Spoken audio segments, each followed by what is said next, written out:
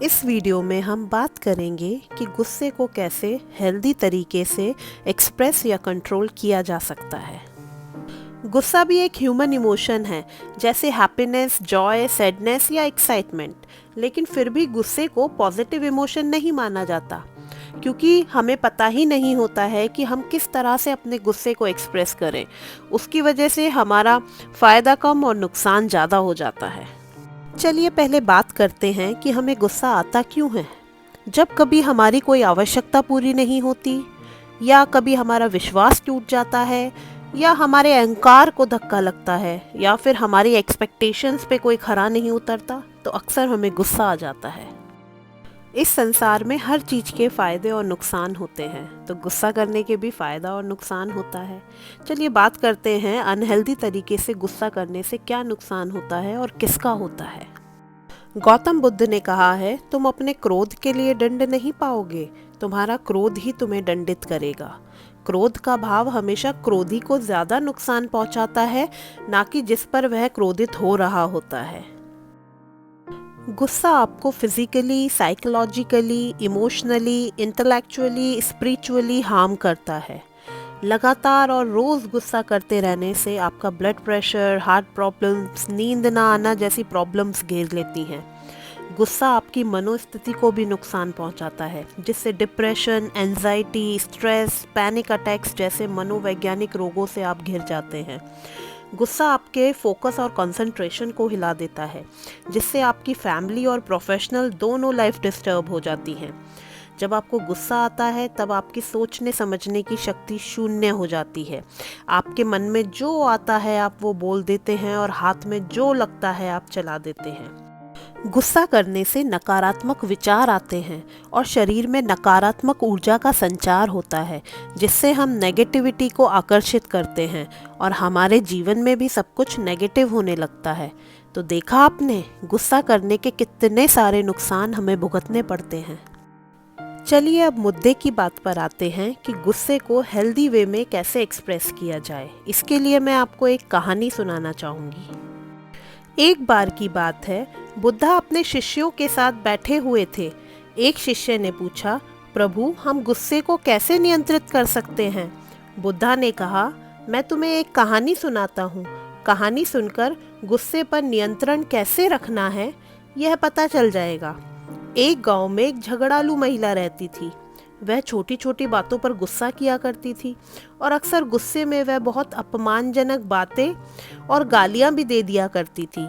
और जब उसका गुस्सा शांत होता तो उसे बहुत पछतावा होता, और उसकी इसी आदत की वजह से उसका परिवार भी उससे परेशान रहता था, क्योंकि गुस्से की वजह से घर में हमेशा लड़ाई झगड़ा रहता था और घर का माहौल भी अशांत रहता था। एक दिन की बात है कि उस महिला के घर एक साधु भिक्षा मांगने आए।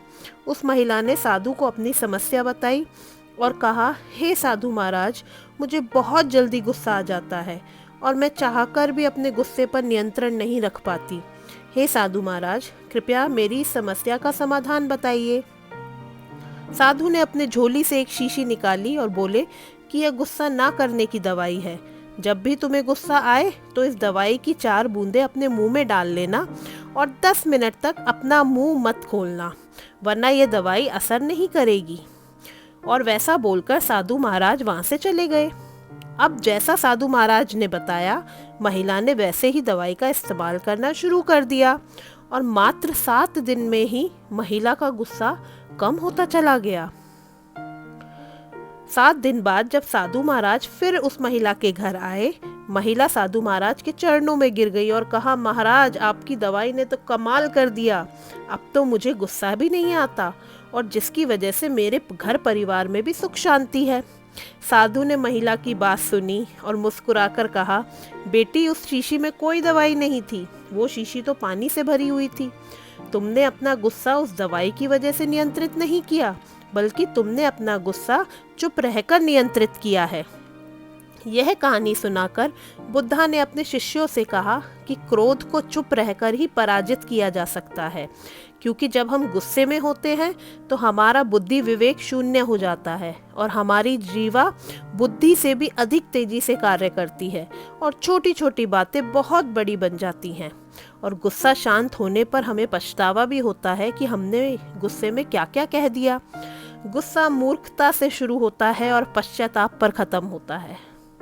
जब आपको गुस्सा आता है तो आप उस वक्त बात मत कीजिए और गुस्से के शांत होने का इंतज़ार कीजिए। ऐसा कहा जाता है ना कि उबलते हुए पानी में अपना प्रतिबिंब नहीं देखा जा सकता।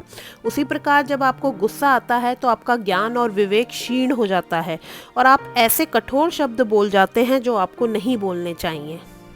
गुस्सा शांत करना मुश्किल हो रहा हो तो कुछ समय के लिए उस जगह से हट जाइए, जैसे कि आप वॉक पे जा सकते हैं और उस दौरान आपको समय मिलेगा यह विचार करने का कि इस बात पर गुस्सा करना ठीक है या नहीं।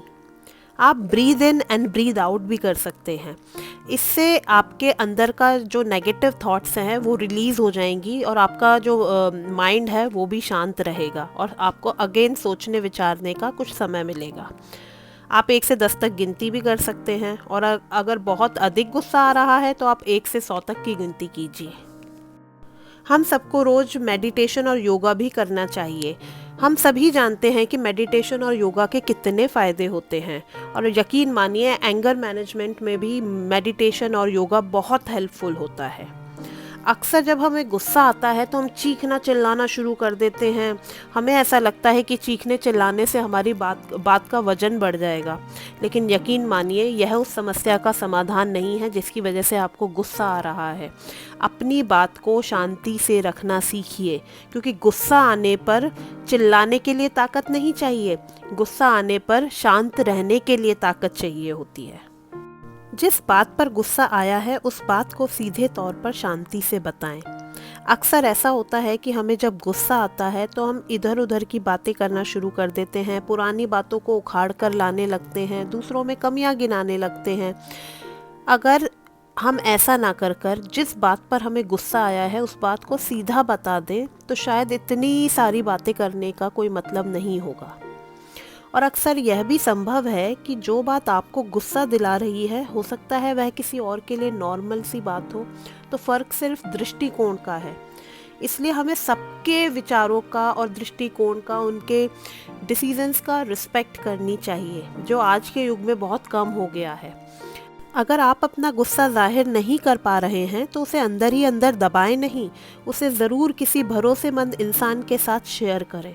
आपको शेयर करना है, गॉसिप नहीं करना है। एक ऐसा इंसान जो न्यूट्रल हो, जो आपको सुने, आपकी समस्याओं को बढ़ाए नहीं। अगर आप किसी के साथ गुस्सा शेयर नहीं कर सकते हैं तो कोई नहीं, आप डायरी में लिखकर भी अपना गुस्सा जाहिर कर सकते हैं। डायरी में ज़रूर लिखें कि गुस्सा आया क्यों था, किस बात पर आया था, ताकि उस बात पर आप काम कर सकें और भविष्य में उस बात पर गुस्सा ना आए, इस बात का हल शांति से निकाल पाएं। और अगर बहुत प्रयासों के बाद भी गुस्सा शांत करने में बहुत परेशानी आ रही है तो हमें प्रोफेशनल हेल्प लेनी चाहिए। हमारी सोसाइटी में काउंसलर या साइकोलॉजिस्ट के पास जाने को टैबू मानते हैं। देखिए, जिस प्रकार अगर आपके दांत में दर्द है तो आपको डेंटिस्ट के पास जाना पड़ेगा, आपकी हड्डी टूट गई है तो आपको ऑर्थोपेडिक के पास जाना पड़ेगा, उसी प्रकार अगर आपका एंगर, डिप्रेशन, स्ट्रेस या एंजाइटी कंट्रोल से बाहर हो गई है तो आपको किसी अच्छे साइकोलॉजिस्ट या काउंसलर के पास जाकर कंसल्ट करना चाहिए। जिस वक्त हमें गुस्सा आता है उस वक्त हमें बातें बहुत बड़ी लगती हैं, लेकिन मेरा दावा यह है कि अगर आप कुछ समय बाद उन बातों पर पुनः विचार करेंगे तो आपको समझ में आएगा कि वो इतनी बड़ी बातें नहीं हैं कि जिन पर गुस्सा किया जाए। और कभी कभी तो अपनी बेवकूफ़ी पर हंसी भी आती है कि इस बात के लिए हमने अपने किसी दोस्त से या रिश्तेदार से लड़ाई कर ली।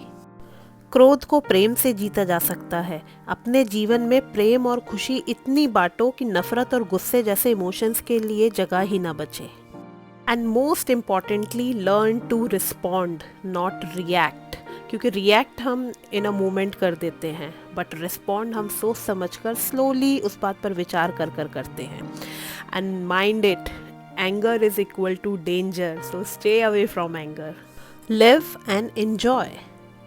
Thank you for watching. Please like, share and subscribe. Press bell icon for more videos. तो मिलते हैं अगले वीडियो में।